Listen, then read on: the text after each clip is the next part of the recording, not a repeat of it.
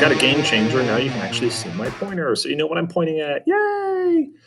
Today we're going to be talking about adding and subtracting fractions. This is going to be very important when we start working on multiplying and dividing fractions as well, and then also when we start working on polynomials with fractions. Let's start with something simple. Let's just do 2/3 plus 7/12. Obviously, we can't add these together right now because this denominator does not match this denominator. So we can't just add straight across. So we need to change this value, change these numbers to be the same denominator. From here, we can just clearly see that 4 times 3 is going to get us to 12. Whatever you do to the denominator, you need to do to the numerator. So we're going to multiply it by 4 as well. We are multiplying 2/3 by 4/4, or 1. This is important to understand. We are not changing the value of the 2/3. We're simply changing the numbers. It's still going to be 2/3, but it'll be represented as 12ths. So 4 times 2 is 8. Come on. 8/12 plus 7/12. 8/12 is still 2/3. It's just different numbers. That's all it is. So now we get to add straight across. I get to keep my denominator of 12. And now I'm going to add 8 and 7, which is 15. 15 over 12, I can actually simplify, not reduce. We're not going to use that term anymore. It's simplify. What we're going to do is look at the factors of 15, which is 3 and 5. And the factors of 12, which is 3 and 4, but those are also can be factored out even more, which will be 2 and 2.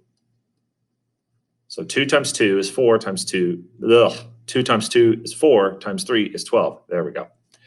And 5 times 3 is 15. We have a 3/3. That is essentially 1.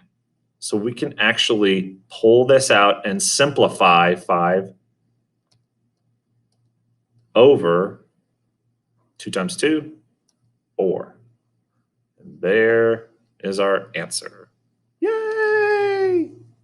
We're going to subtract.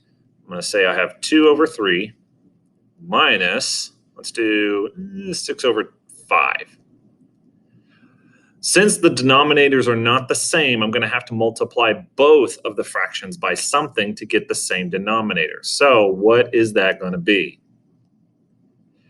If I take 3 times 5, that'll give me a denominator of 15, and I can do that for both of those. So how do I get 15 over here? Multiply by 5. How do I get it over here? Multiply by 3/3.